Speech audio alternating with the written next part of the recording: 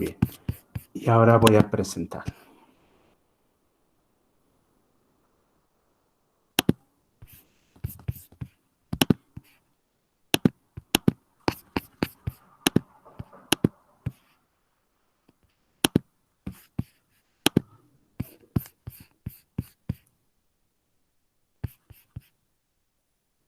Bien. ¿Todo el mundo puede ver la pantalla? ¿La ventana? Ujú. Sí, Bien, gracias. Perfecto, entonces empiezo con la clase. Recuerden que la semana pasada habíamos visto ya este teorema de equivalencia entre autómatas y gramáticas independientes del contexto.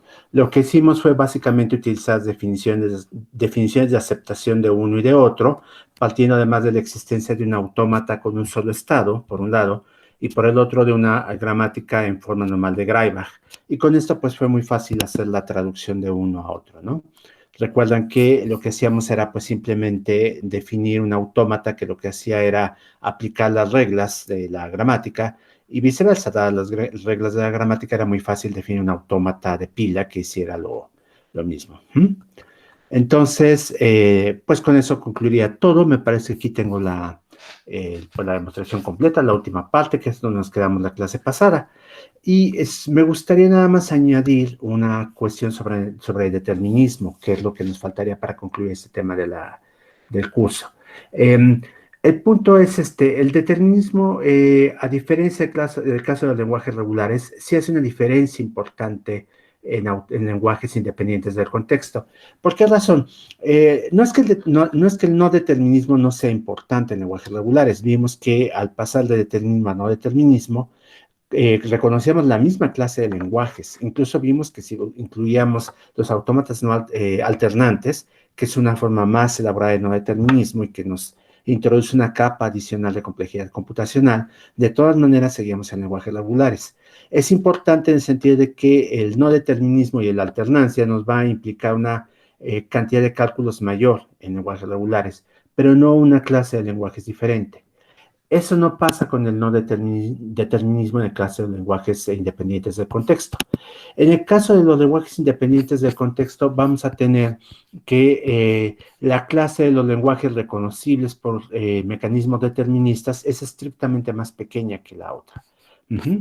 Vamos a tener aquí, bueno, para poder proceder, lo que tendríamos que tener, por supuesto, es un mecanismo determinista. Y ese mecanismo determinista va a ser un autómata de pila, como el que habíamos presentado antes, pero observen aquí que los ingredientes principales cambian un poco. Voy a introducir, además de un símbolo de fin de pila o de fondo de la pila, voy a introducir este otro símbolo, véanlo, de fin de entrada. ¿Por qué razón? Porque antes lo que yo hacía era permitir transiciones épsilon. Y ahora, pues, si las permito, va a haber el problema, por supuesto, de que al llegar al final de una cadena, no sé si ya terminé de reconocerlo o no. El símbolo de fin de la entrada significa que pues yo ya terminé de reconocer y que puedo saber entonces cómo terminar. Entonces, por esa razón es que estoy introduciendo este símbolo adicional. Y va a ser siempre por estados finales el reconocimiento, no por pila vacía. Entonces, las transiciones son iguales, salvo que en este caso no tenemos una relación, sino una función. Vean, aquí delta está indicada como una función. Y la otra cosa es que delta no puede eliminar del fondo de la pila el símbolo de inicio de la pila. Siempre está obligada a incluirlo. Entonces, quedamos que la aceptación es por estados finales. Y un ejemplo, bueno, esa sería la forma en que trabajaríamos con estos lenguajes que son estrictamente entonces deterministas. Coase nos da un ejemplo de un lenguaje que es independiente del contexto, pero que no es de la clase determinista, y este lenguaje son las cadenas que están formadas por lo siguiente: todas las cadenas posibles con A, B, menos las cadenas que son repeticiones de la misma. Eh, Esto suena bastante difícil de imaginárselo, por supuesto, y suena bastante difícil de pensar en un autómata que va a poder reconocer algo así de este estilo, ¿no? Pero, bueno, créanme, es independiente del contexto este lenguaje. Y lo único que no permitimos son cadenas que sean repeticiones de una y de otra. La demostración es vía, no la conozco, pero supongo que debe ser vía alguna propiedad de cerradura. Es decir, dado que este lenguaje no es independiente del contexto y que los lenguajes independientes del contexto no son cerrados bajo intersección, entonces debe ser su complemento y por lo tanto debe ser independiente del contexto. Entonces es una demostración abstracta, no una demostración con una gramática. No me imagino una gramática que fácilmente genere este lenguaje. Bien, entonces con eso terminaríamos con la parte de mecanismos que reconocen lenguajes independientes del contexto. Como pueden darse cuenta, se les da menos importancia porque en general el reconocimiento de autómatas, perdón, de lenguajes independientes del contexto se hace por medio de mecanismos diferentes, no por medio de autómatas. Y son temas, pues, es un tema de un curso de compiladores, no de este. Bien, ahora voy a ver, ya para terminar esta parte del curso, voy a ver una serie de teoremas. Voy a ver, por un lado, el teorema de Chomsky-Schutzenberger, que es un teorema que nos habla de cómo en el fondo todos los lenguajes independientes del contexto son iguales, de alguna manera, o son parecidos. Y por otro lado voy a ver un algoritmo de reconocimiento que tiene la virtud de que es universal. ¿Qué quiere decir esto? Que no importa qué tan complicado sea su lenguaje independiente del contexto, su autómata lo reconoce. Este algoritmo no se utiliza en compiladores porque hay mecanismos más eficientes todavía de reconocimiento de lenguajes, pero que no son universales. ¿Qué quiere decir eso? Quiere decir que no reconocen todos los lenguajes independientes del contexto, sino un subconjunto de ellos. Es un subconjunto muy amplio, muy útil, y por lo mismo, pues la gente suele conformarse con eso. Pero si uno quisiera reconocer lenguajes independientes del contexto, el algoritmo que voy a presentar más adelante es más eficiente que construir un autómata de pila. Es la razón por la cual les decía que los autómatas de pila han perdido importancia práctica, aunque siguen teniendo importancia conceptual. Bien, entonces empiezo con el teorema de Chomsky y Schutzenberger, que lo que nos dice es lo siguiente.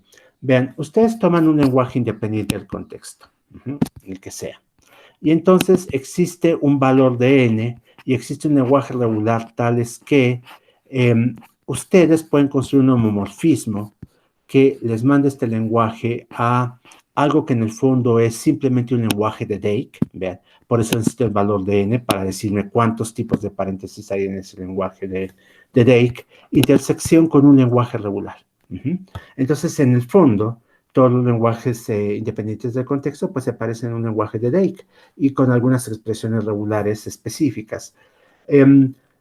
Esto puede parecer sorprendente a primera vista, pero les diría que si lo piensan bien, no debería hacerlo, porque primero, si piensan en cómo procede un compilador, por ejemplo, que lo que hace es reconocer primero la parte léxica de un lenguaje, todos los elementos que forman esta parte léxica, y después aplica un reconocedor de gramática, pues podrían pensar que hay una parte del lenguaje que corresponde al reconocer expresiones regulares.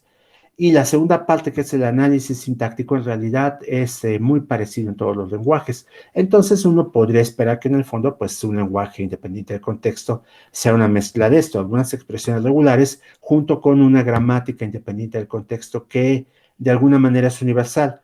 ¿Qué tan universal es? Chomsky y Schutzenberger nos dicen que es suficientemente universal como para ser considerado un lenguaje de Dake, nada más especializado. Por cierto, no sé si esta idea, pero me gustaría investigarla porque es interesante, esté conectada de alguna manera o haya servido de fuente de inspiración para la famosa tesis de Chomsky de que hay una gramática universal. No me extrañaría que fuera el caso. Bien, entonces empiezo con lo siguiente. El primer punto es que el teorema no nos dice que es exactamente lo mismo, que un lenguaje es un lenguaje independiente del contexto, es un lenguaje de Dake, sino que nos dice que hay un homomorfismo del lenguaje a un lenguaje de Dake, o más bien de un lenguaje de Dake cruzado con expresiones regulares a lenguaje específico. El homomorfismo es una función, un homomorfismo en general es una función que va de cadenas de un alfabeto a cadenas de otro alfabeto. ¿Y qué es lo único que tiene? Lo que tiene de virtud de este homomorfismo es que nos preserva la concatenación. Es decir, ustedes toman una cadena alfa seguida de beta, le aplican el homomorfismo, y lo que hacen es, pues es lo mismo que haberle aplicado el homomorfismo solo a alfa, ese mismo homomorfismo a beta, y haberlas concatenado en ese orden. Eso permite que un homomorfismo a veces se pueda definir simplemente diciendo qué pasa en los símbolos del alfabeto, no para toda cadena, sino con que nosotros digamos cómo funciona el homomorfismo con los símbolos de un alfabeto, entonces con eso es suficiente. Si les resulta difícil imaginarse cómo funciona un homomorfismo, les voy a dar un ejemplo que ustedes han visto en la práctica seguramente. Por ejemplo, las transliteraciones de un alfabeto en otro alfabeto. Ya ven que muchas lenguas de Europa se escriben en alfabetos distintos, variantes del cirílico, por ejemplo, o en alfabeto griego, y se suelen transcribir al alfabeto latino, y para hacerlo se utilizan funciones que son esencialmente homomorfismos, con algunos adornos para que el resultado sea legible para los seres humanos, pero en general son homomorfismos. La letra, no sé, pienso por ejemplo en la B del ruso, se suele traducir como B en el alfabeto latino, la V del ruso se suele traducir como V en el alfabeto latino, las vocales rusas, que casi todas son palatizadas, llevan un sonido raro al frente, se suelen transcribir como I, como la vocal precedida de una I o de una Y, y de esa manera ustedes no tienen que leer alfabeto cirílico para poder leer nombres rusos. En la prensa occidental generalmente lo leen en versiones transcritas a nuestro alfabeto. Entonces, eso es un homomorfismo, simplemente es una transliteración de un alfabeto a otro, en el que probablemente algunos símbolos desaparecen, por supuesto, ¿no? Hay símbolos del ruso bueno, del alfabeto cirílico que no pasan al alfabeto latino, que modifican los fonemas siguientes. Son cosas técnicas, no importa mucho, simplemente es la idea de que esos símbolos no van a aparecer. Entonces, aquí este homomorfismo tiene esta misma función, toma símbolos de un alfabeto y nos manda símbolos de otro alfabeto, y la única exigencia que le hacemos es que preserve concatenación. Todo lo demás no importa. Bien, ¿cómo voy a demostrar este teorema? Voy a auxiliarme de un lema para demostrarlo, pero la mayor parte del teorema, o incluso el lema mismo, son constructivos en el sentido de que les voy a dar un método que les permite generar un lenguaje a partir de una gramática de forma normal de Chomsky, un lenguaje al cual le vamos a aplicar el homomorfismo. Bien, entonces mi punto de partida va a ser entonces aquí una gramática en forma normal de Chomsky, como que la estoy iluminando en este momento anaranjado, y lo que voy a hacer es lo siguiente. Como es una gramática, pues debe tener reglas de producción, y las reglas de producción tienen dos formas posibles. Vean, aquí abajo estoy señalando la primera forma, que me dice, tomas un símbolo no terminal y te da por resultado dos no terminales. O la segunda forma, que es tomas un símbolo no terminal y te da por resultado un solo terminal.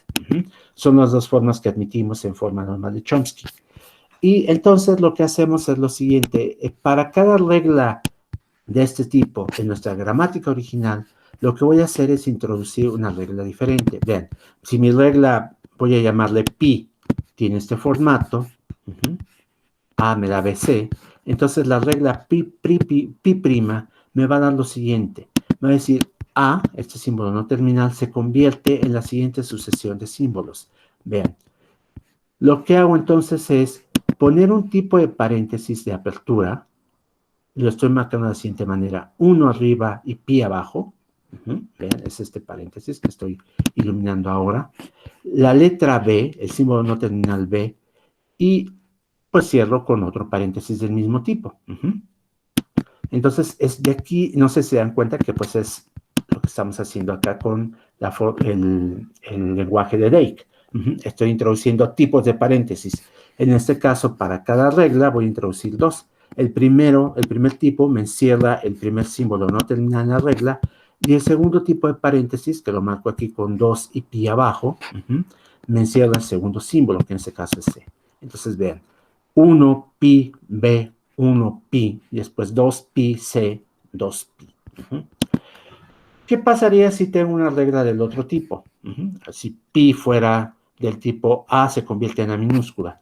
Entonces lo que voy a generar es una cadena de paréntesis, como pueden darse cuenta está aquí, que es 1pi, 1pi, 2pi, 2pi. Y esta cadena de paréntesis, pues ya es, obviamente puede generarse con el lenguaje de Dake adecuado, y además ya no tiene símbolos no terminales, que es lo que pues me interesaría tener aquí. Entonces, se dan cuenta que mi nuevo lenguaje, o la gramática de este nuevo lenguaje, tiene como símbolos terminales paréntesis, nada más, de distintos tipos. Y los símbolos terminales son los mismos símbolos de mi gramática original. Bien.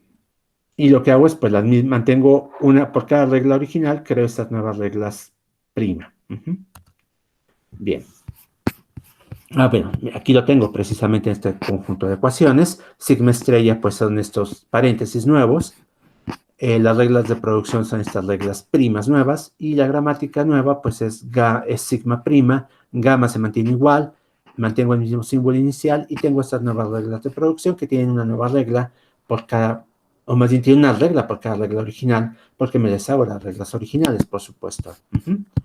Y ahora lo que quiero hacer es definir un isomorfismo entre un lenguaje de Dake y esto, y se dan cuenta que no es tan complicado hacer esto, ¿no? ¿Por qué razón? Porque pues lo que tengo aquí simplemente es que si yo quisiera saber qué lenguaje de Dake corresponde a este, pues lo que hago es contar el número de reglas que hay en mi lenguaje original, reglas de producción, quiero decir, y lo multiplico por 2, y entonces es esto. Digamos que mi lenguaje original tiene 15 reglas, entonces esto va a ser isomórfico con el lenguaje de Dake 30, porque tengo 2 tipos de paréntesis por cada regla. Entonces, dado que hay este isomorfismo entre un lenguaje de Dake y todo lo que yo pueda generar con estos paréntesis, yo puedo decir que este lenguaje nuevo es un subconjunto del lenguaje de Dake, lo cual quiere decir que estoy bastante cerca de demostrar lo que quería. Simplemente, ¿por qué razón? Porque se acuerdan que se había dicho que mi lenguaje iba a ser homomórfico a un subconjunto del lenguaje de Dake, que correspondía además a un lenguaje regular, es decir, cruzo este lenguaje regular con el lenguaje de Dake, y entonces obtengo este lenguaje para el cual hay un homomorfismo. ¿Cómo puedo ver que este lenguaje también es regular? Observen lo siguiente. El nuevo lenguaje cumple con las siguientes restricciones adicionales. Para cada regla de mi lenguaje original, aquí ya tengo como pi en mi lenguaje original, este símbolo de paréntesis, del primer tipo de paréntesis que cierra, pi 1, está seguido forzosamente de 2 que abre pi. Siempre. Y esto, pues, es muy fácil de expresar con expresiones regulares, ¿se dan cuenta? 2. Ningún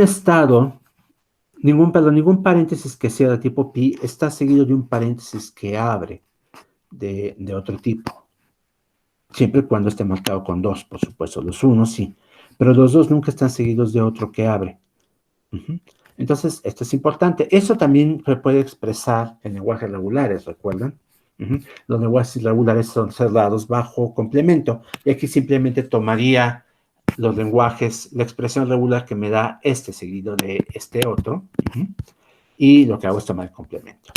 Ahora, por otro lado, en mi restricción 3, lo que veo es que si la regla es del tipo A me da BC, entonces resulta que este paréntesis del tipo 1 con pi abajo, que es el que corresponde a esta regla, va a estar seguido después por un paréntesis del tipo 1 con R, donde, ¿qué va a pasar? Esta es la B. La B, pero no es R, es RO. Esta RO es la regla que me dice, mira, después esta B se va a convertir en otra cosa. Y por lo tanto, después de este paréntesis que abre, debe seguir otro paréntesis que abre. Siempre y cuando la regla, pues, sea una regla no terminal. Bien. Ahora, en cambio, si es una regla terminal, como esta, A mayúscula se convierte en A minúscula, lo que tengo es que el paréntesis del tipo 1 con pi abajo, que es el nombre de esta regla, pues está seguido forzosamente de todos estos símbolos, lo que habíamos visto ya. Son los paréntesis de tipo pi, primero el que cerraría al de tipo 1 y después los dos de tipo 2. Eso es parte de la definición de mi lenguaje. Y última restricción. Yo tengo que si un símbolo no terminal me genera en la gramática original la cadena alfa, entonces esta alfa debe comenzar con algún paréntesis que abre de tipo pi, para alguna regla en el cual esta A esté en el lado izquierdo. Y eso es lógico, ¿no? Se dan cuenta que pues yo estoy empezando con esta A, voy a generar cosas, entonces debe haber alguna regla que me transforme esta A, y si no, la A no es productiva, y ya vimos que estas A's no son parte de las gramáticas propias, en algún momento debimos haberla desechado. Entonces, si la conservamos es porque nos va a producir algo, y lo que nos va a producir, pues debe empezar con un paréntesis que abre, de tipo 1, y con el subíndice pi, donde pi es una regla que incluye A. Entonces, todo esto se puede definir por medio de expresiones regulares o de algún otro mecanismo regular. Por lo tanto, pues debería ser parte de un lenguaje regular. Entonces, lo que vamos a hacer es definir el siguiente lenguaje regular, un lenguaje R sub A, tal que este lenguaje cumple las restricciones que están marcadas en de 1 a 5. Con esta A, que pues es un símbolo no terminal, ¿qué es lo que tendríamos que hacer? Pues por supuesto, tomar esto para todos los lenguajes. Aquí yo debo ser más específico. Esta A, por supuesto, debe ser S, el símbolo inicial. Y entonces lo que yo voy a suponer es que si yo puedo generar algo a partir de S, o bueno, generar aquí, el lema puede ser más general, puedo generar algo a partir de A, entonces ese algo, esa cadena alfa, está en la intersección de un lenguaje de Dake apropiado con el lenguaje regular que vimos antes.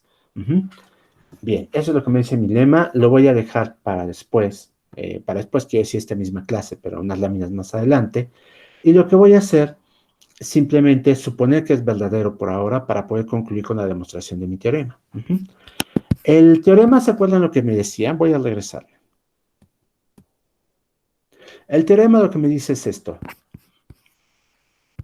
Hay un lenguaje, para cualquier lenguaje más bien independiente del contexto, existe un homomorfismo que aplicado a un lenguaje de Dake apropiado, intersectado con un lenguaje regular, lo que me da es este lenguaje. Bien. Entonces, pues ahora necesito producir ese isomorfismo, ¿no? Homomorfismo, perdón, no isomorfismo, homomorfismo. ¿Cómo lo voy a hacer?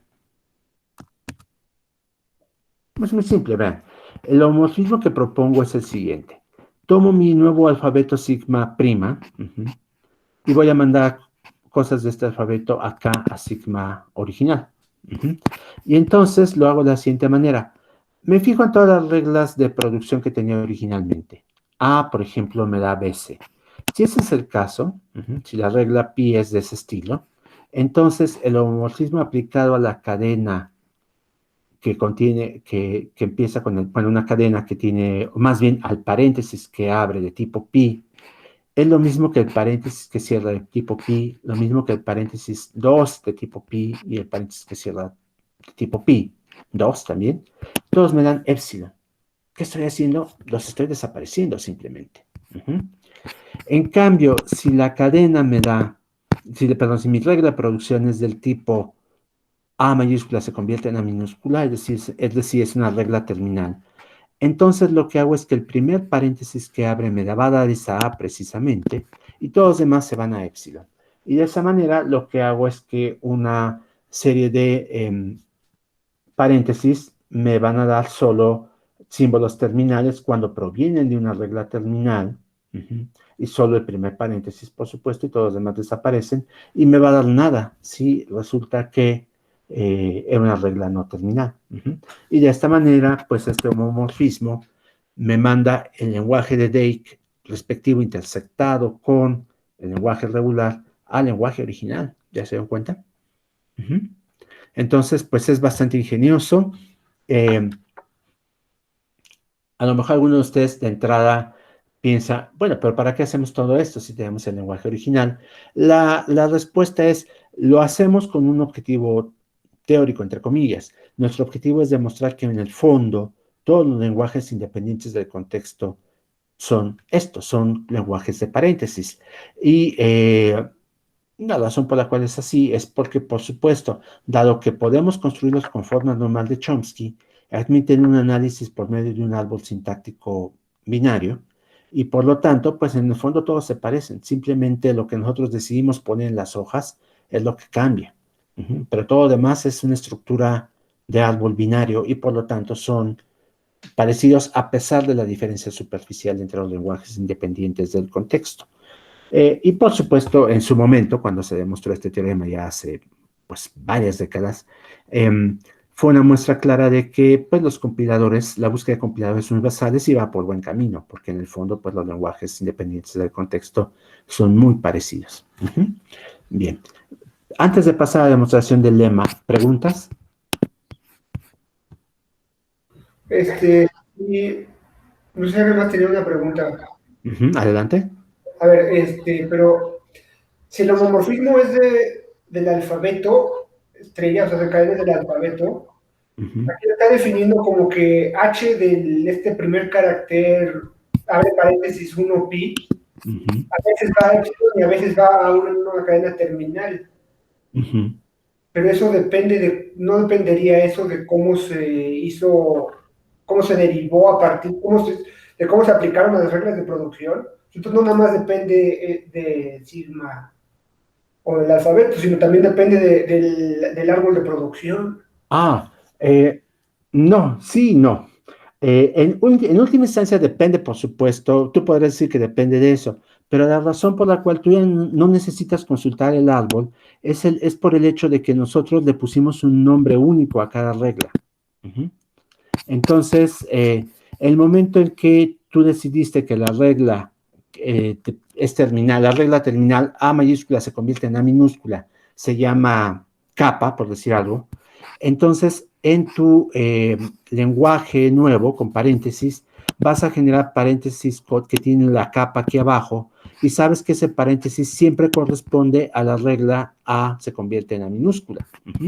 Entonces ya no tienes que consultar el árbol, lo que haces es simplemente carácter por carácter vas transformando las cosas. ¿Por qué razón? Porque cada regla tiene un nombre único y entonces hay un tipo de paréntesis único para cada regla y tú sabes qué regla se aplicó. Entonces, en pocas palabras, tienes razón en el sentido de que, pues, de alguna manera estás codificando el árbol en la cadena de paréntesis que se salió, pero por otro lado, no lo tienes en el sentido de que no necesitas construir ese árbol a la hora que estás haciendo la conversión. Lo que haces es leer la cadena de paréntesis de izquierda a derecha, uno por uno sin retroceder, sin tener que generar el árbol en ese momento. Uh -huh. ¿Sí contesto tu pregunta? Sí, ya, claro, lo que pasa es que aquí usa, o digamos, recicla el mismo símbolo del corchete 1pi, pero en la práctica serían distintos, ¿no? Claro, claro, claro. Sí, aquí Ya. es simplemente para dar un ejemplo de cómo puede ser la regla pi si es de tipo B, C o tipo A, pero por supuesto, en la práctica, para cada regla tú generas tu propio tipo de paréntesis. Bien, ¿alguna otra pregunta? No, bien, entonces regreso a las láminas. Vean, lo que nos falta, por supuesto, es demostrar este lema. Y este lema, para demostrarlo, lo que hacemos es lo siguiente, vamos a hacer inducción en n para una dirección. ¿Por qué para una dirección? El caso opuesto, bueno, en un sentido es muy simple por esta razón. Vean, lo que hacemos es, nosotros derivamos a partir de A una cadena, si aplicamos otra derivación más significa que no habíamos terminado y por lo tanto lo que hacemos por hipótesis inductiva es suponer que hasta el paso previo todo iba bien. Ajá. Y en el último paso, pues simplemente vemos que las reglas de producción son de cierto tipo, ¿no? A ver, déjenme ver, yo creo que valdría la pena que lo viera en el blog. Un momento, por favor, voy a abrir una hoja del blog.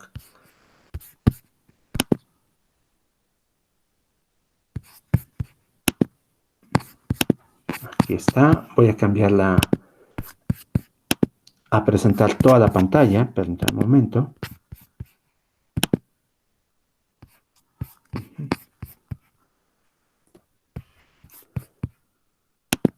Y ahora sí. Sí alcanza a ver las láminas y el blog, ¿no? Ujú. Bien. Bueno, entonces, el asunto es este. En el sentido de siguiente, tenemos que A nos generó en n más un pasos, en n pasos, digamos, la cadena A, alfa, y en el paso siguiente nos genera la cadena beta. Ujú. Es lo que estamos suponiendo aquí. La hipótesis inductiva va a cubrir hasta alfa y tenemos que ver qué pasa con beta. Ahora vean que para que esto fuera el caso, ujú, alfa tendría que haber sido de este tipo.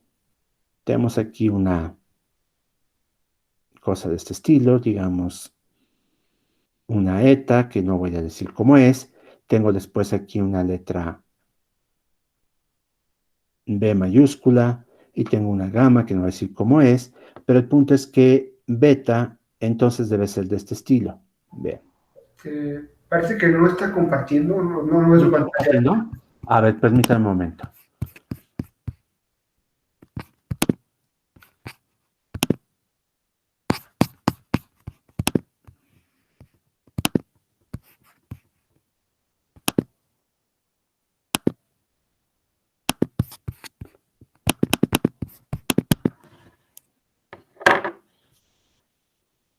¿Me escuchan? Eh, Sí, ¿Sí? sí, pero no se ve todavía. No se ve nada. Bien. Bueno, ¿saben qué pasa? Es un problema que estoy teniendo con Firefox. En esta versión se está atorando con mucha frecuencia en Linux. Les voy a pedir un favor. Si me dan 3 minutos, voy a tener que reiniciar mi computadora y se van a tener que reconectar. Entonces les pediría a todos que se salieran de la sesión y en 3 minutos se vuelven a conectar, por favor. Ujú. Disculpen la molestia, pero bueno, ese es un problema que me está dando Firefox. Voy a tener que regresar a Chrome porque con Chrome no me estaba pasando. Ujú. Entonces, disculpen, nos vemos en 3 minutos aquí de vuelta. Ujú. Ok. Gracias.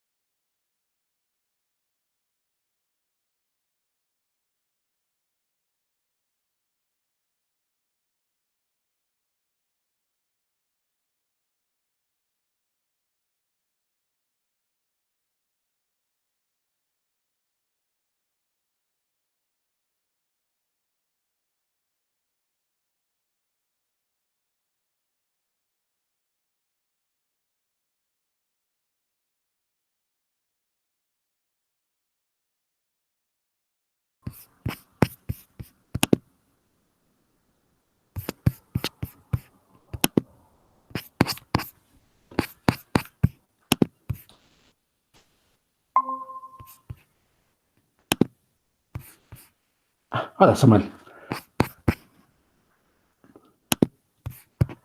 Bueno, Bueno, voy a avisar a tus compañeros que ya se pueden conectar. Ujú. ok, pasó algo, ¿verdad? ¿Sí me escuchas? Sí, te escucho. Bien, bien, perfecto. Ya se están conectando algunos, pero voy a avisarle a los demás. Un momento, por favor. Vale.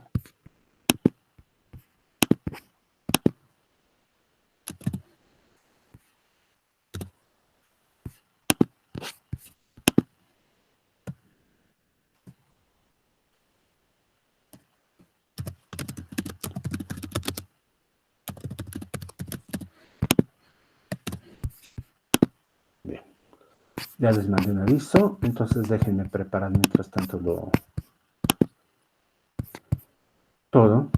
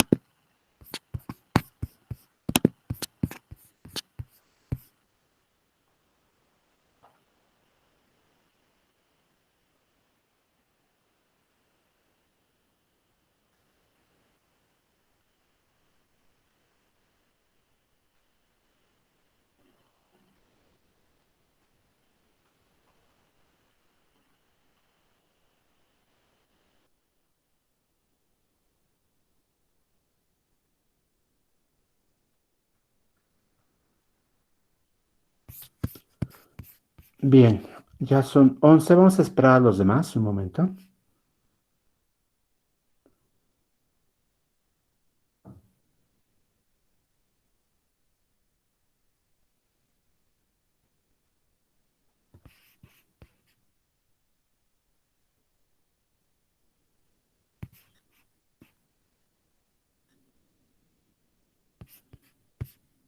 Ya tenemos a 14.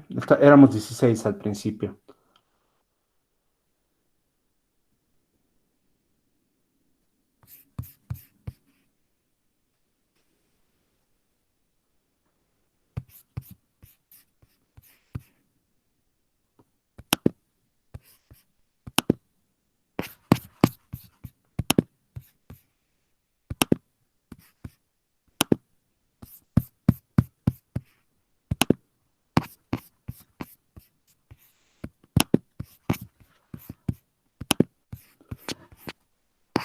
Bien, creo que ya estamos todos. ¿Pueden ver mi pantalla?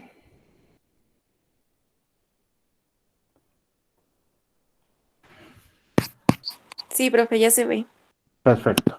Bien, entonces les decía que para la parte, la dirección, en una dirección de la demostración nos diría lo siguiente. Ustedes tienen un símbolo no terminal A, que lo que hace es generarles en n pasos la cadena alfa, y entonces estamos suponiendo que en el paso n más 1 les genera beta. Entonces lo que había hecho acá abajo era analizar alfa, que debería ser algo de este estilo, digamos, gamma seguido de una letra no terminal B, digamos, y después eta, y que entonces beta debería ser de este estilo. Esta B, estamos suponiendo que de acuerdo con alguna regla, pensemos en la regla Z, nos dice que B se convierte en C seguido de D. Y entonces aquí tendríamos que tener, por supuesto, gamma igual, y después vamos a tener los paréntesis de tipo 1 con Z abajo, C de tipo 1 con Z abajo, después el paréntesis de tipo 2 con D al centro, 2 con, y con Z acá abajo. Ahí está. Y, por supuesto, la parte eta. La hipótesis inductiva nos diría lo siguiente, vean, nos diría que hasta este punto, hasta este momento,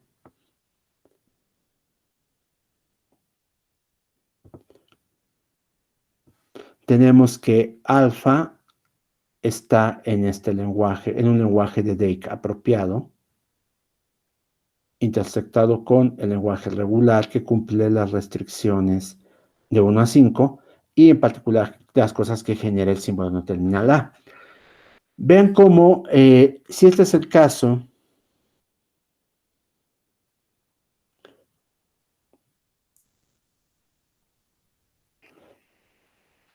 beta sigue estando aquí.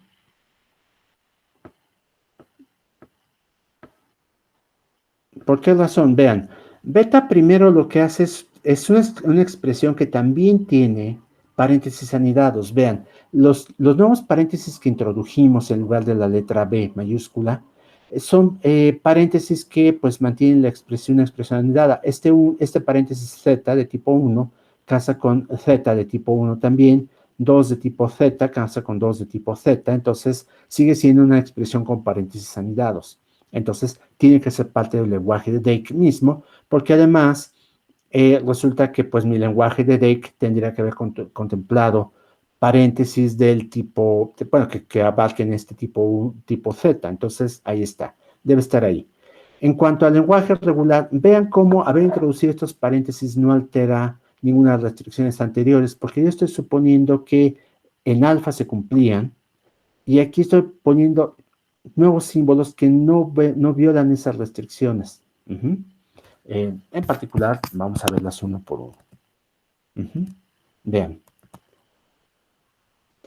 Un paréntesis de tipo 1 que cierra está seguido por un paréntesis del mismo tipo 2, que es el caso aquí con el tipo 1Z seguido inmediatamente por un 2Z.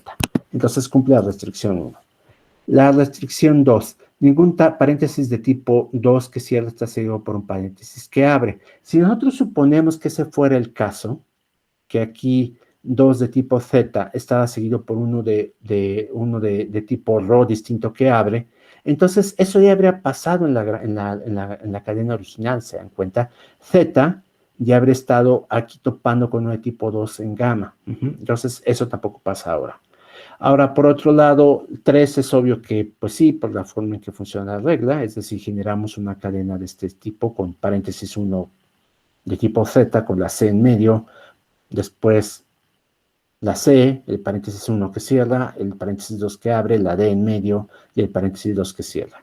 La de tipo 4, pues no se aplica porque esta no fue una regla terminal, y la de tipo 5, pues tampoco tendríamos ningún problema, ¿no? Empieza siempre con un paréntesis de tipo 1 que abre. ¿Por qué? Porque eso corresponde a la gama, lo que ya teníamos antes, no lo que acabamos de introducir.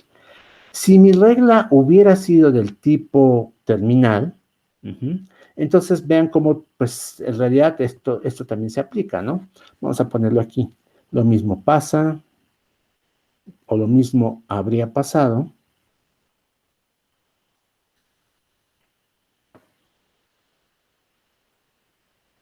si B me diera una B minúscula. Fue una regla terminal. ¿Por qué razón? Pues porque simplemente no tendríamos ni la C ni la D. Entonces se cumpliría todo perfectamente, pero en lugar de tener el análisis que hicimos con la restricción de tipo 3, pues estaremos haciendo el análisis de la restricción de tipo 4. Entonces ahí está, se cumple. Gracias a que la hipótesis inductiva nos decía se venía cumpliendo, pues ahora se va a cumplir porque lo que hiciste no altera estas restricciones. Entonces, esto sería suficiente para demostrar una dirección del teorema. En la lámina tengo la otra dirección del teorema. La otra dirección me dice, oye, suponte que tu cadena es parte de un lenguaje de Drake y además cumple con las restricciones del lenguaje regular sub A. En ese caso, vean que la cadena tendría que ser de este estilo, ¿no? Algo así como esto, con un paréntesis B, beta, paréntesis que cierra, paréntesis que abre gamma, 2 paréntesis que cierra. Y entonces lo que tendríamos que hacer es lo siguiente. ¿Qué pasa si nuestra cadena de este estilo fue generada con A cuando me da B seguido de C o A cuando me da una A minúscula?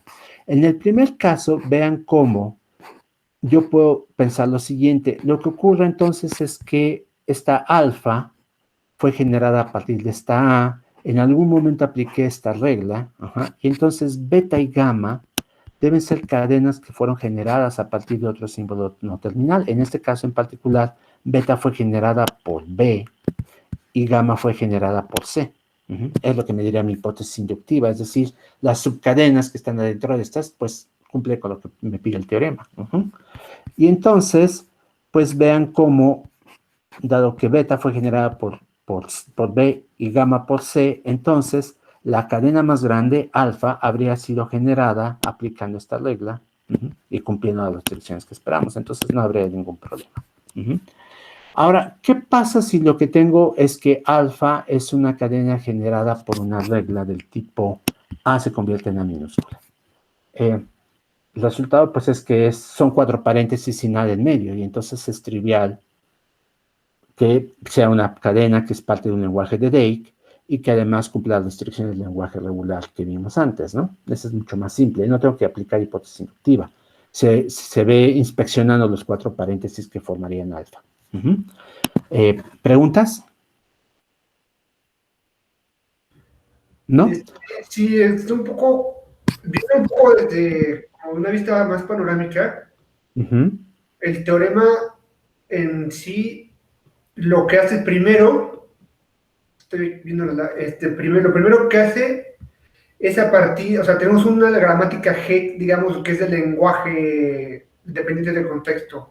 Entonces, lo primero que hace es refinar nuevas producciones para hacer el lenguaje, la gramática G', que es un subconjunto de algún lenguaje de Dyke.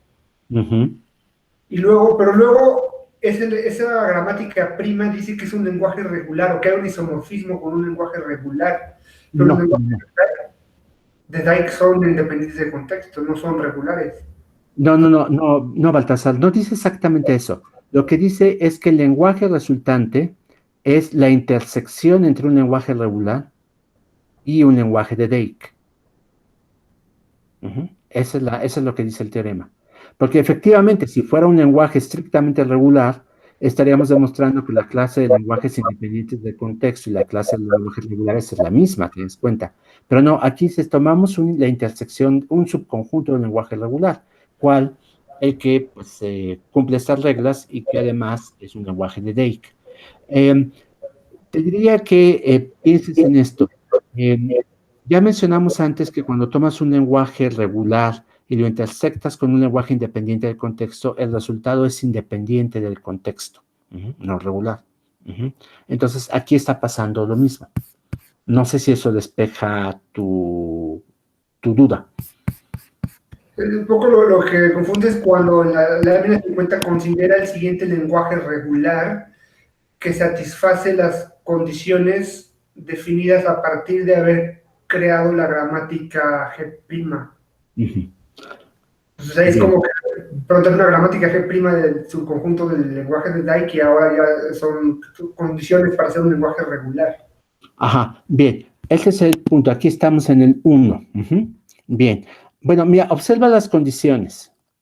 Ve, la primera nos dice que, pues, cómo tiene que estar un paréntesis que cierra del tipo 1, seguido de un paréntesis que abre del tipo 2, de la misma regla.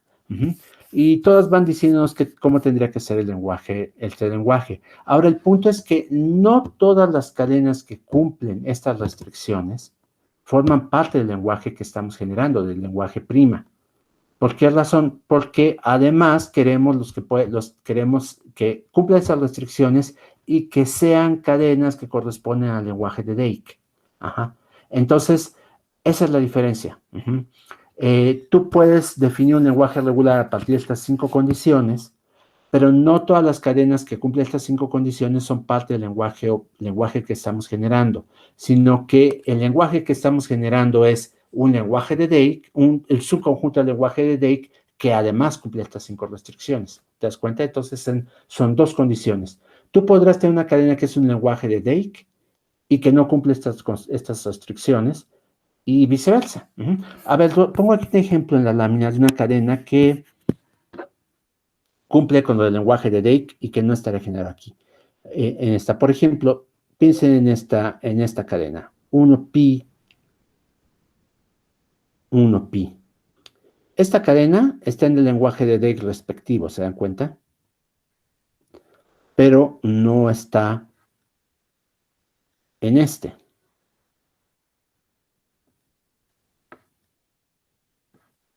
Entonces podría generar una expresión regular que cumple estas 5 condiciones. Y que no está en el lenguaje de Drake, exactamente. Okay. Sí, ese es el punto. Entonces, por esas razones que pido las 2 cosas de manera simultánea. Porque si no, como tú dijiste al principio, tendríamos que redujimos un lenguaje independiente del contexto a un lenguaje regular, y eso no es posible. Bien. ¿Más preguntas? ¿No? Bien. Bueno, miren, este tema ya casi lo concluimos. No sé si quieren que concluya ya de una vez o veo las 2 láminas que me faltan, porque solo son 2 láminas el miércoles.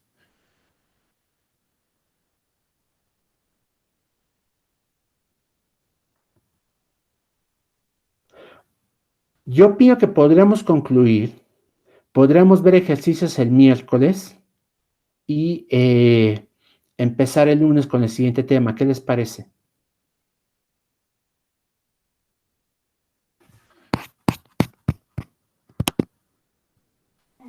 Sí, profe, me parece bien. Sí. Bien, bueno, entonces vamos a concluir hoy y así ustedes pueden hacer todos los ejercicios que dejé para esta sección del curso y los vemos el miércoles.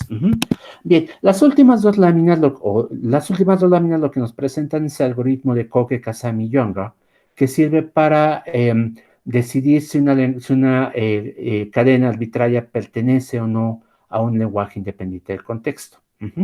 Entonces, el algoritmo, pues es muy simple, se pueden dar cuenta por el hecho de que lo presento en 2 láminas, y plantea lo siguiente. Tomamos un lenguaje independiente del contexto arbitrario y por simplicidad nuevamente voy a suponer que tengo una gramática en forma normal de Chomsky que lo genera. Ustedes me pueden decir, oye, la gramática en forma normal de Chomsky no va a generar la cadena epsilon. Digo, pues no hay problema, si tú quieres reconocer la cadena epsilon, pues es muy fácil, ¿no? La recibes y dices sí, de inmediato. El punto es que queremos reconocer cadenas más complejas que epsilon, y para esas, pues sí vamos a contar con una forma normal de Chomsky para generarlas. Entonces, damos por sentado que sí, que tienen su forma normal de Chomsky una gramática en forma normal de Chomsky para generar el lenguaje, y lo que vamos a hacer es lo siguiente. Vamos a tomar una cadena arbitraria, alfa, digamos, con longitud n. Y entonces lo que vamos a hacer es dividirla en segmentos. Y para indicar los segmentos correspondientes a alfa, lo voy a hacer de esta manera.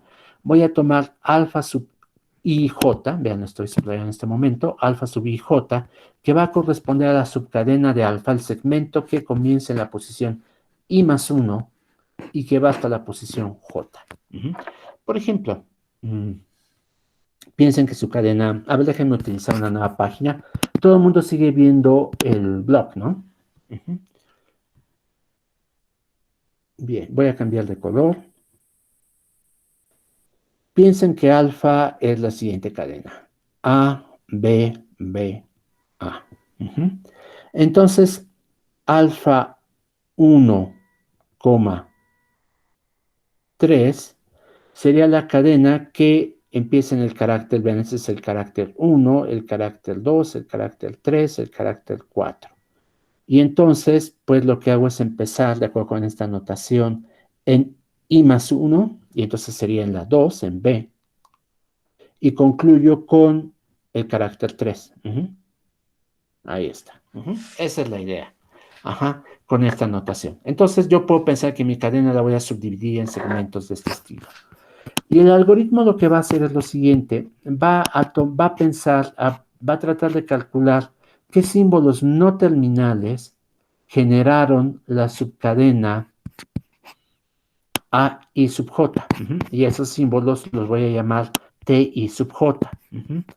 Y entonces lo que hago es sistemáticamente explorar cómo podría haber generado ciertos símbolos terminales hasta que digo, mira, después de hacer todo este análisis, resulta que yo tengo una ejecución, o más bien una serie de reglas de producción que me dan una derivación que va de S, el símbolo inicial, a la cadena en cuestión.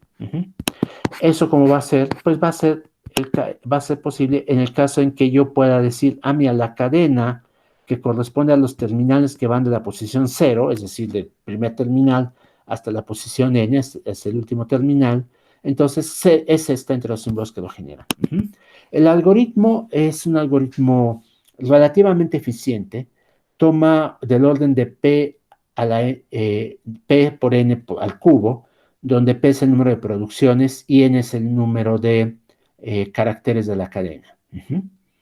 La cadena el caso que tenemos acá, esta alfa que dibujé con que escribí con 4 caracteres, estaremos hablando que pues reconocerlo tomaría cuando mucho 4 al cubo, que es 64, es 64 me parece, por el número de producciones de la gramática que lo genera, que esta es una gramática, me parece que es la de palindromas, entonces tampoco es tan complicado reconocerla.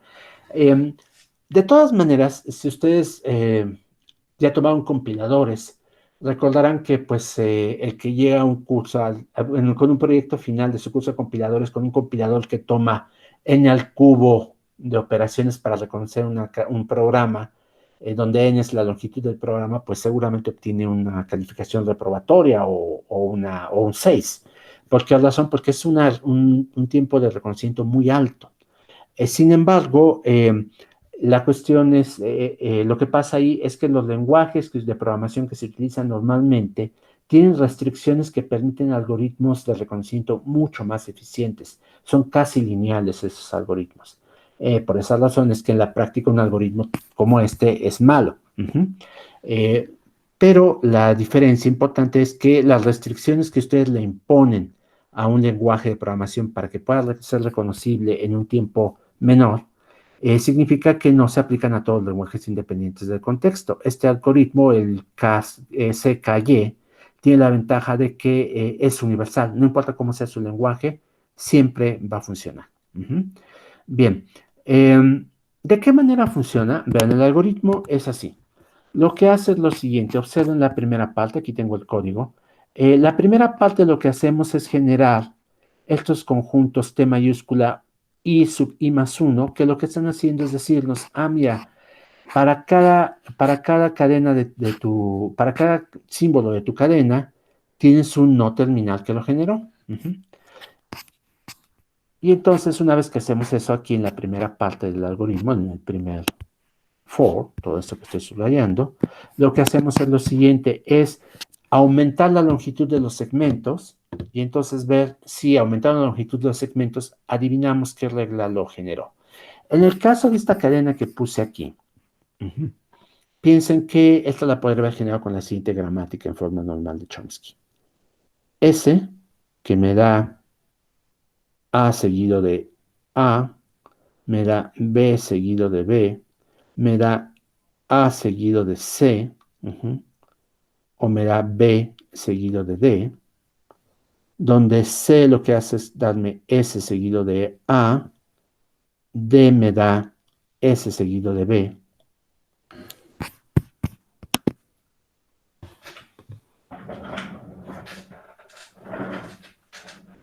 Perdón, ¿me escuchan? Es que hubo una falla de conexión acá. Sí, profe, sí lo escuchan. Bien, perfecto.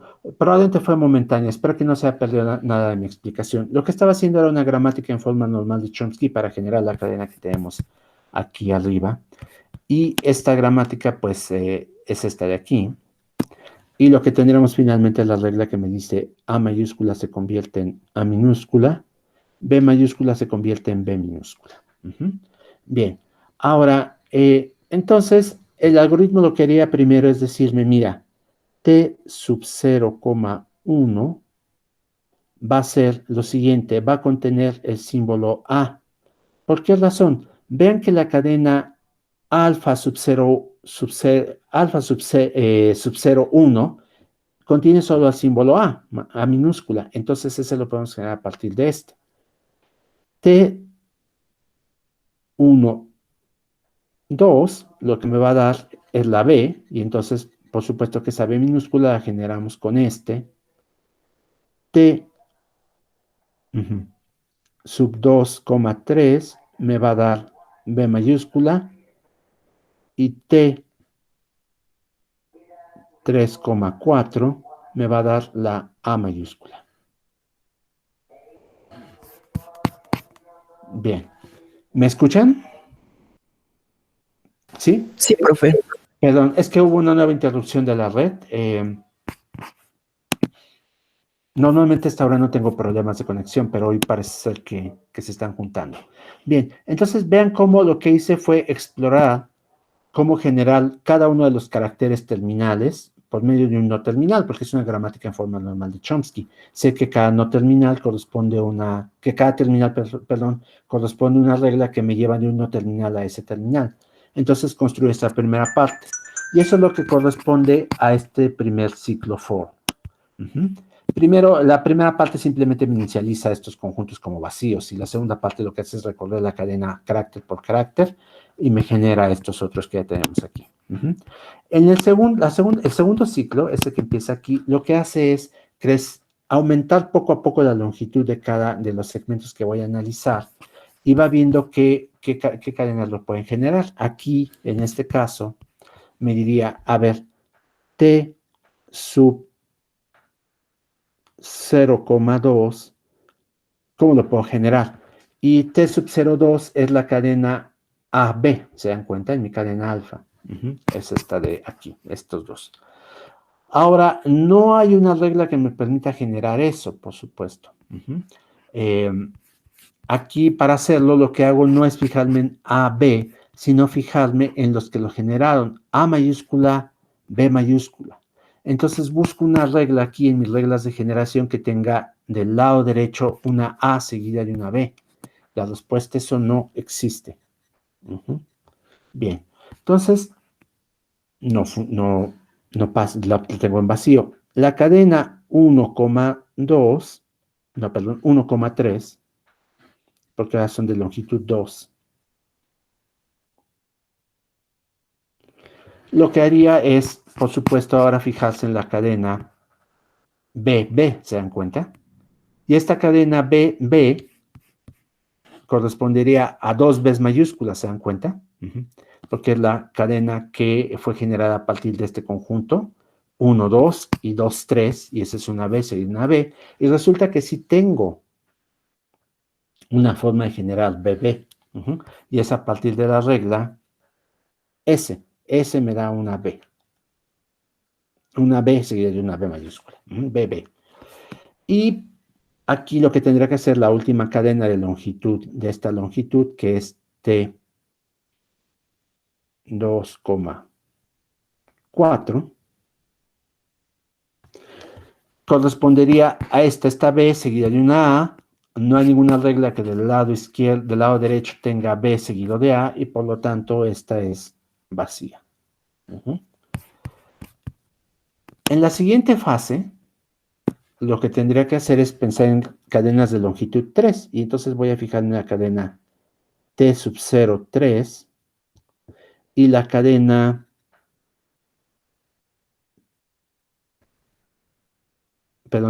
alfa sub 0,3 y la cadena alfa sub 1, 4. Y entonces tengo que pensar, construir estos conjuntos T sub 0,3 y T sub 1, 4. Bien, entonces lo que hago para esta cadena T sub 0,3 es que podría generarla de dos maneras. Una es a partir de la cadena T sub 0,1 y la cadena 2, 3. Y esa es una A seguida de una B. Y no hay ninguna regla de mi gramática que tenga una A seguida de una B del lado derecho. Bien, entonces esa no funciona. Ahora, podría considerar la cadena, la generación a partir de T sub 0,2, T sub 1,3. Pero resulta que, perdón, T sub 2,3, que es esta de acá.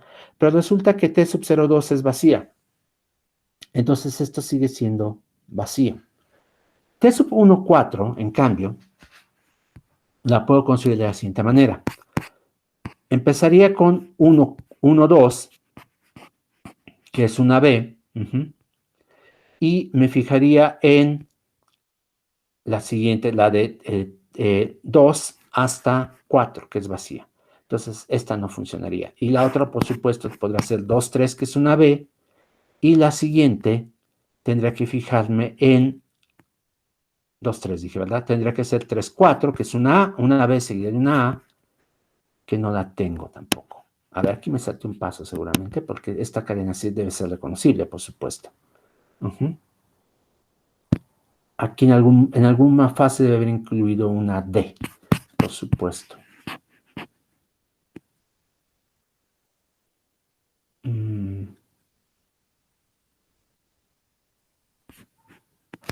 Claro, aquí en este caso, esta de acá es una D.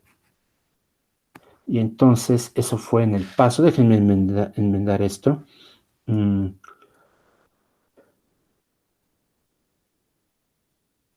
2, 4, les dije que era vacío, pero no lo es. 2, 4 lo construí a partir del 2, 1.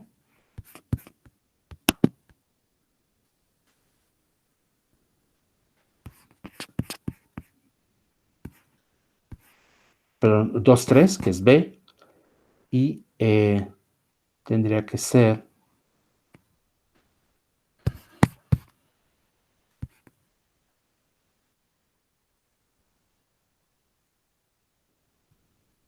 No, perdón, aquí cometí un error. Disculpen, es que me cuesta un poco de trabajo hacerlo así al vuelo. Ujú. Me permitirían reanalizar este ejemplo y se los mando como una lámina ya completado todo el análisis, de fase por fase, ¿sí? Para que no entretenerlos más, porque es un poco complicado ir manteniendo todos los subíndices que hay que analizar. Entonces aquí me equivoqué seguramente en este punto. Este 2,4 tendría que tener una D. Y entonces en un paso previo me faltó incluir lo que me permitía meter la D, por supuesto. Y por esas razones que me está fallando. Entonces quiero analizarlo con calma, pero para no entretenerlos más, se los envío en una lámina esta misma tarde. ¿Les parece bien? Sí, muy bien. Sí. El algoritmo recorre todas las subcadenas de todas las longitudes posibles, ¿no? Exactamente.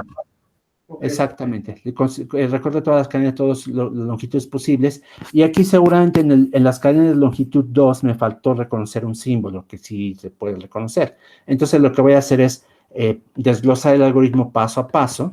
Ya es un ejemplo que yo presento, que presento en cursos previos y lo hago en el pizarrón. Y en el pizarrón siempre me sale bien el block. Pues por lo visto me faltó alguna cosa aquí. No lo preparo antes porque entonces no lo hago de manera dinámica, pero bueno, veo que debí haberlo preparado antes, entonces se los envío en una lámina separada. Yo creo que la voy a incluir, de hecho, en las láminas del curso de manera permanente para que esté ese ejemplo ahí. Ujú. ¿Les parece bien?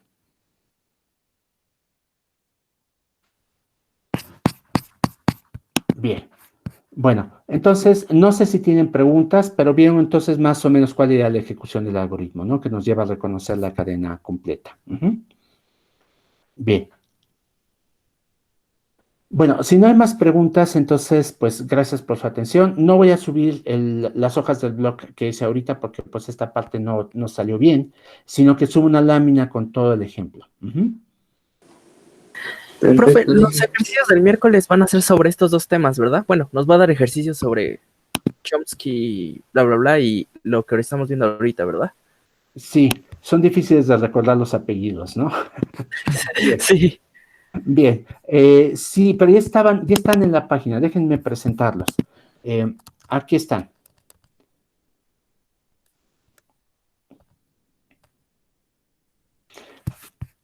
Lo que tenemos que hacer en el ejercicio 8 hay que construir un autómata para una gramática que tiene forma normal de Greibach, entonces corresponde al tema que terminé hoy.